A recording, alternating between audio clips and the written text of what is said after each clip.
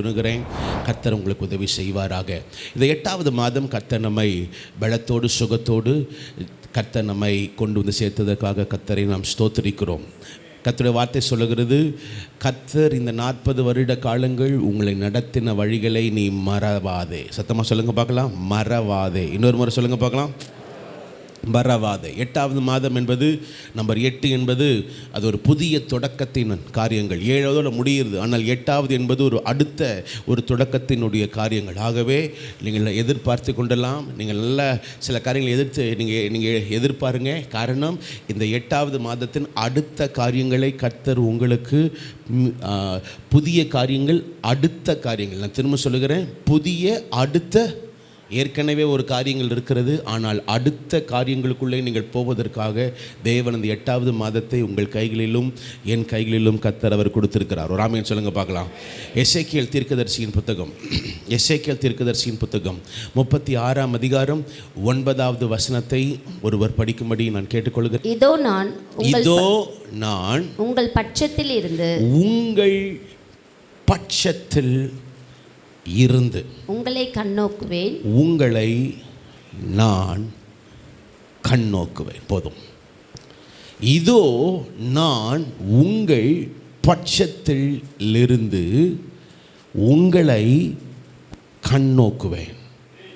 சத்தத்தை உயர்த்தி சொல்லுங்க பார்க்கலாம், என் பட்சத்தில் இருக்கும் ஆண்டவர். சத்தமாக சொல்லுங்க பார்க்கலாம், என் பட்சத்தில் இருக்கும். சத்தமாக சொல்லுங்க பார்க்கலாம், என் பட்சத்தில் இருக்கும் ஆண்டவர். நம் பட்சத்தில் கர்த்தர் இருப்பார் என்றால் அடுத்த வார்த்தை எழுதியிருக்கிறது, நீங்கள் பண்படுத்தப்பட்டு விதைக்கப்படுவீர்கள். இந்த வருஷத்தில் இந்த 8வது மாதத்தை கர்த்தர் உங்களுக்கு கொடுத்ததனுடைய மூல காரணங்கள் இருக்கிறது. நம்பர் 1, கர்த்தர் உங்கள் பட்சத்தில், என் பட்சத்தில் கர்த்தர் இருக்கிறார். இதை கர்த்தர் யாருக்கு சொல்லுகிறார்? இஸ்ரவேல் ஜனங்கள் சிறையிருப்புக்கு போகிறார்கள். ஆனால் சிறையிருப்பில் அவர்களுடைய வாழ்க்கை முடிந்து விடுமோ, இனி இப்படி தான் என் வாழ்க்கை இருக்குமோ, இதுதான் என்னுடைய முடிவோ என்று தங்களுடைய வாழ்க்கையில் சிறைப்பட்ட வாழ்க்கை நேரத்தில் அவர்கள் நினைத்து கொண்டிருந்த ஒரு நேரத்தில் தான் எசேக்கியா தீர்க்கதரிசியை கொண்டு கர்த்தர் சொல்லுகிற வார்த்தை. இது என்ன வார்த்தைன்னா, இஸ்ரவேல் ஜனங்கள் ஒருவேளை அவர்கள் சிறையிருப்பின் சூழ்நிலைகளில் அவர்கள் போனாலும் மறந்துடாதீங்க, நான் அவர்கள் பட்சத்தில் இருந்து ஒரு புதிய தொடக்கத்தை நான் அவர்களுக்கு தருவேன். இன்னொரு முறை சொல்லுங்க பார்க்கலாம், ஆமென் சொல்லுங்க பார்க்கலாம். இன்னொரு முறை சொல்லுங்க பார்க்கலாம். இந்த 8வது மாதம் என்பது ஒரு புதிய ஆரம்பம். ஆனால் ஒரு முதல் பகுதி முடிந்து 2ஆம் பகுதியினுடைய அது ஆரம்பம். மறந்துடாதீங்க, முதல் பகுதியின் முடிவை முடித்து அடுத்தது 2வது காரியத்தினுடைய ஆரம்பம். ஆகவே தான் நான் மீண்டும் சொல்கிறேன், இஸ்ரவேல் ஜனங்களுடைய வாழ்க்கையில் அவர்கள் பிரயாணங்களில் எத்தனையோ பிரயாணங்கள் இருக்கிறது. அதில் ஒரு முக்கியமான பிரயாணம் இந்த சிறையிருப்பன் பிரயாணங்கள். அந்த நேரத்தில் தான் கர்த்தர் சொல்லுகிறார், நான் உங்கள் பட்சத்தில் இருக்கிறேன். ஏன் நான் உங்கள் பட்சத்தில் இருக்கிறேன்? ஏன் இவ்வளோ நாள் ஆண்டவர் பட்சத்தில் இல்லையா? என் ஆண்டவர் பட்சத்தில் இல்லையா? என் கர்த்தருடைய பிள்ளைகள் பட்சத்தில் கர்த்தர் இல்லாமல் போய்விட்டாரா? இல்லை, அப்படி இல்லை. கர்த்தர் பட்சத்தில் இருந்தால், ஆனால் கர்த்தர் இருக்கிற ஸ்தானத்தை கர்த்தருடைய பிள்ளைகள் கொடுக்காமல் போய்விட்டார்கள். ஆகவே சொல்லுகிற இந்த 8வது மாதத்தில் நான் ஆரம்பிக்கும் பொழுதே சொன்னேன், நீ யாரை மறந்துடாத. சத்தமாக சொல்லுங்கள், ஆண்டவரை மறந்துடாத. தேவனுக்கு கொடுக்க வேண்டிய ஸ்தானத்தை 3 காரியங்கள் சொன்னது உங்களுக்கு ஞாபகம் இருக்கும். முதலாவது, கர்த்தர் செய்த காரியங்களை மறவாதே, செய்து கொண்டிருக்கிற காரியத்தை மறவாதே, இனி செய்ய போகிற காரியத்தை நீ மறந்துடாதே. இதுதான் இன்னைக்கு இந்த மாதத்தினுடைய மைய காரியமாய் கர்த்தர் நமக்கு அவர் தருகிறார். மறந்துடாத. அப்போ கர்த்தர் நம் பட்சத்தில் இருந்தால், கர்த்தர் உங்கள் பட்சத்தில், என் பட்சத்தில் இருந்தால் என்னென்ன நடக்கும்? ஒரு 5 காரியங்களை சொல்லுகிறேன், அதை மட்டும் நீங்கள் எழுதி கொள்ளும்படி கேட்டுக்க. நம்பர் 1, கர்த்தர் உங்கள் பட்சத்தில் இருப்பார் என்றால் கர்த்தருடைய வார்த்தை சொல்லுகிறது. எஸ்தரின் புத்தகம் 2ஆம் அதிகாரம் 17வது வசனம். எஸ்தரின் புத்தகம் 2ஆம் அதிகாரம் 17வது வசனத்தை ஒருவர் படிக்கும்படி நான் கேட்டுக்கொள்கிறேன். ராஜா சகல ஸ்திரீகளை பார்க்கிலும் எஸ்தர் மேல் அன்பு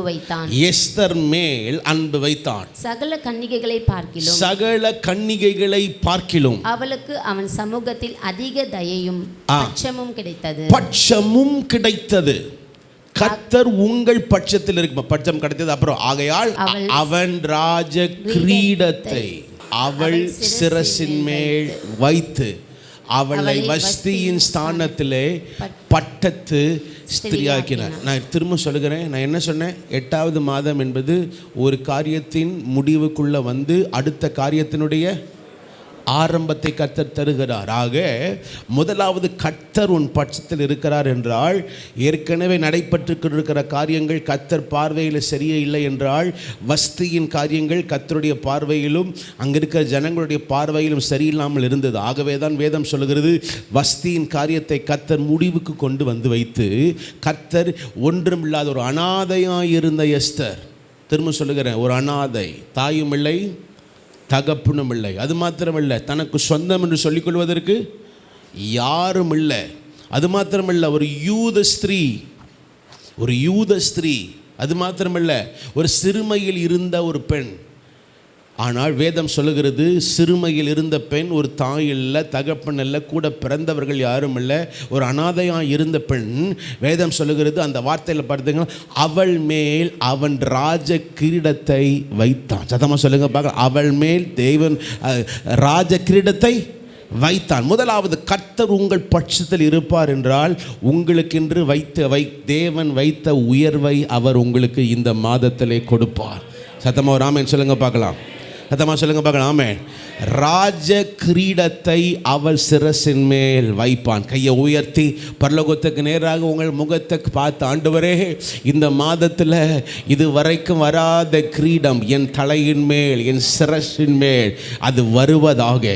அது வராதபடி தடைப்பட்டிருக்கிற சகல வான மண்டலத்தில் இருக்கிற எல்லா பொல்லாத ஆவிகளின் சேனைகளுக்கு இப்பொழுது நான் கட்டளை இடுகிறேன். எனக்கு, சத்தத்தை உயர்த்தி சொல்லுங்க, எனக்கு என் தலையின் மேல் ஒரு கிரீடம் வருவதற்கு இயேசுவின் நாமத்தினாலே நான் கட்டளை இடுகிறேன். இயேசுவின் நாமத்தில் ஆமென். முதலாவது, கர்த்தருடைய பிள்ளைகளாக இருக்கிற உங்களுடைய வாழ்க்கையில், என்னுடைய வாழ்க்கையில் கர்த்தர் நம் பட்சத்தில் இருப்பார் என்றால் நமக்கு உயர்வு கர்த்தர் நமக்கு தருவார்.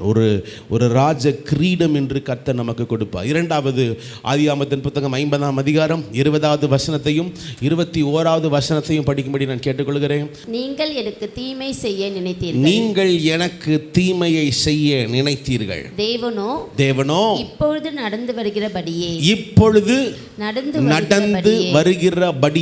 வெகு ஜனங்களை உயிரோடே காக்கும்படி அதை நன்மையாக முடிய பண்ணினார். அதை அவர் எனக்கு நன்மையாக முடிய பண்ணினார். அடுத்த வசனம் எல்லாரும் சேர்ந்து படிங்க பார்க்கலாம். ஆதலால் பயப்படாதிருங்கள், நான் உங்களையும் உங்கள் குழந்தைகளையும் பராமரிப்பேன் என்று அவர்களுக்கு ஆறுதல் சொல்லி அவர்களோடு பட்சமாய் பேசினான். இரண்டாவது, கர்த்தர் உங்கள் பட்சத்தில் இருப்பார் என்றால் உங்களுக்கு பாதுகாப்பு, உங்களுக்கும் உன் பிள்ளைகளுக்கும் உங்களுடைய சந்ததிக்கும் கர்த்தர் ஒரு பாதுகாப்பை அவர் தர வல்லவராய் இருக்கிறார்.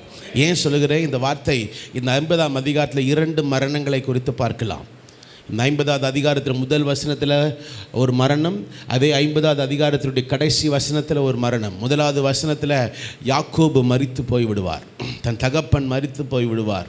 ஒரு பரிசுத்தவான், அவர் எத்தனையோ இன்னல்கள், எத்தனையோ உயர்வுகள், எத்தனையோ தாழ்வுகள், எத்தனையோ காரியங்களை, மரணங்களை சந்தித்த ஒரு தேவ மனுஷன் இந்த யாக்கோபு மரித்த பொழுது தன் சகோதரர்களாகிய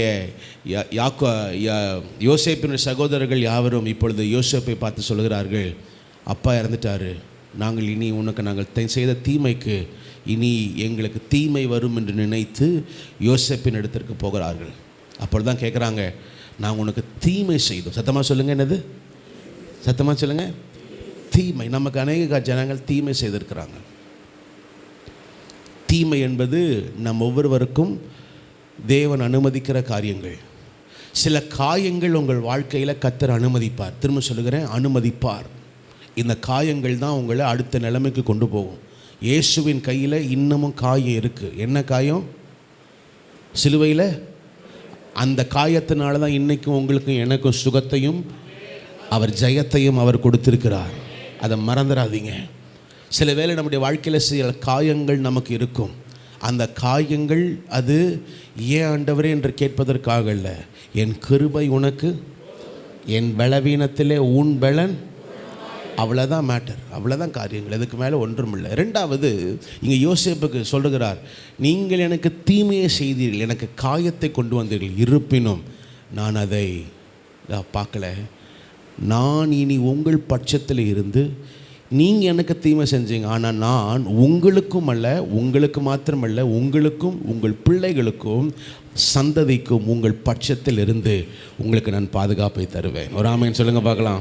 எழுதி வச்சுக்கோங்க. இந்த மாதம் உங்களுக்கு குழந்தைகள் என்கிற பாக்கியம், பேர பிள்ளைகள் என்கிற பாக்கியம் அடுத்த நிலைமையில் கர்த்தர் உங்களுக்கு தருகிறார். ஒரு ஆமேன் சொல்லுங்கள் பார்க்கலாம். சத்தமாக சொல்லுங்கள் பார்க்கலாம். திரும்ப சொல்லுகிற 8வது மாதத்தின் காரியங்களில் ஒரு காரியத்தை கர்த்தர் முடித்து அடுத்த காரியத்தினுடைய ஆரம்பமாக யாக்கோபினுடைய மரணம் வருகிறது. ஆனால் அது மரணம் அல்ல, தேவன் புதிய காரியத்தை வைத்து உங்கள் பட்சத்தில் நான் இருக்கிறேன், உன்னையும் உன் பிள்ளைகளையும் ஆசீர்வதிப்பது நான் அல்லவா. ஒரு ஆமேன் சொல்லுங்க பார்க்கலாம். அதமாக சொல்லுங்க பார்க்கலாம். ஆமென். இரண்டாவது, மன்னிக்கோ, மூன்றாவது நேரம் இல்லை, கடைசியாக இதை சொல்லி நான் முடித்து விடுகிறேன். அதே எசேக்கியேலின் புத்தகம் 36ஆம் அதிகாரம் 9வது வசனத்தை படிக்கும்படி விரும்புகிறேன். இதோ நான் உங்கள் பட்சத்திலிருந்து உங்களை கண்ணோக்குவேன். உங்கள் பட்சத்திலிருந்து நான் உங்களை கண்ணோக்குவேன். நீங்கள் பண்படுத்தப்பட்டு விதைக்கப்படுவீர்கள். வேதம் சொல்லுகிறது, நீ முன்பதாக நீ விதைக்கப்பட்டாய், ஆனால் அதனுடைய வளர்ச்சி ஒரு குறிப்பிட்ட அளவு தான் இருந்துச்சு. ஆனால் இந்த 8வது மாதத்தில் நீ மீண்டும் ஒரு விதைக்கு போகிறாய். ஆனால் இப்பொழுது நீ விதைக்கப்படுகிற காரியம் என்னன்னா, சாதாரண நிலத்தில் அல்ல. எந்த நிலத்தில்? பண்படுத்தப்பட்ட நிலம். சத்தமாக சொல்லுங்க பார்க்கலாம். இன்னொரு முறை சொல்லுங்க பார்க்கலாம். பண்படுத்தப்பட்ட நிலம், பண்படுத்தப்பட்ட ஒரு நிலம். மூன்றாவது, தேவன் உங்கள் வாழ்க்கையில், என் வாழ்க்கையில் செய்ய போகிற காரியம், கர்த்தர் உங்கள் பட்சத்தில் இருந்தால் நம்முடைய வாழ்க்கையில் என்ன நடக்குமாம்? ஒரு மிகப்பெரிய வளர்ச்சியை நீங்கள் பார்க்க முடியும். அதுதான் இன்னொரு வசனத்தை படிக்கலாமா? அதுக்கு ஈடாய் ஒரு வசனத்தை படிக்கலாமா? 1 தெசலோனிக்கேயர் புத்தகம் 2ஆம் அதிகாரம் 7வது வசனம். 1 தெசலோனிக்கேயர் புத்தகம் 2ஆம் அதிகாரம் 7வது வசனம். தெசலோனிக்கே சபைக்கு பவுல் சொல்லுகிறார், நான் உங்களோட நான் இத்தனை நாட்கள் இருந்தேன். அங்கே ஒரு வார்த்தை, உங்களிடத்தில் பட்சமாய் நான் நடந்து கொண்டோ பால் கொடுக்கிற தாயானவள். சொல்லுங்க, பால் கொடுக்கிற தாயானவள். ஒரு தாய் தன் பிள்ளையை வளர்ப்பது பார்த்துருக்குன்னா அந்த வளர்ச்சி மிக முக்கியமான ஒரு காரியங்கள். அந்த பிள்ளை எப்போ பார்த்தாலும் அப்பா இருந்தாலும் அம்மா கிட்ட தான் அதிகமாக போகும். ஏனால் அந்த வளர்ச்சி. அதை தான் கர்த்தர் சொல்லுகிறார், இந்த வருடம் இந்த 8வது மாதத்தில் உன்னை நான் விதைக்க போகிறேன். ஆனால் எங்கே விதைக்க போகிறேன்னா, பண்படுத்தப்பட்ட நிலத்தில். சத்தமாக சொல்லுங்க பார்க்கலாம். இன்னொரு முறை சொல்லுங்க பார்க்கலாம். பண்படுத்தப்பட்ட நிலத்தில் நான் உனக்கு ஒரு பெரிய அறுவடையை நான் உனக்கு தருவேன். ஆயத்தமாகிக்கொள். சாதாரண நிலம் அல்ல, நீ முன்பதாக இருந்த நிலம் அல்ல. இந்த வருடம், இந்த மாதம் பண்படுத்தப்பட வேண்டிய சில காரியங்களை கர்த்தர் உனக்கு கொடுப்பார். நீங்கள் ஆயத்தமாகிக் கொள்ளுங்கள். கடைசியாய் சகரியாவின் புத்தகம் 9ஆம் அதிகாரம், கடைசியாக சகரியாவின் புத்தகம் 9ஆம் அதிகாரம் 12வது வசனத்திலிருந்து 14ஆம் வசனம் வரை.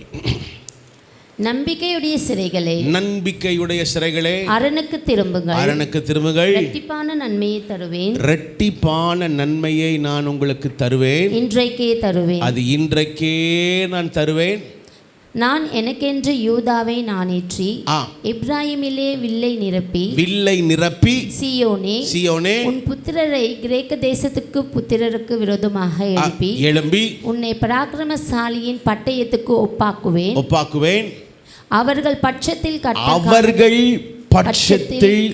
கர்த்தர் என்னது காணப்படுவார். கர்த்தர் காணப்படுவார். அவர்கள் பட்சத்தில் கர்த்தர் காணப்படுவார். அவருடைய அம்பு மின்னலை போல புறப்படும். கர்த்தராகிய ஆண்டவர் எக்காலம் ஊதி தென் திசை சுழல் காற்றுகளோடு நடந்து வருவார். வேதம் சொல்லுகிறது, இந்த புதிய மாதம் 8வது மாதத்தில் கர்த்தர் உன் பட்சத்தில் இருந்து, எழுதி கொள்ளுங்க, இயற்கை உங்களுக்கு இந்த மாதத்தில் சாதகமாய் கர்த்தர் மாற்றுவார்.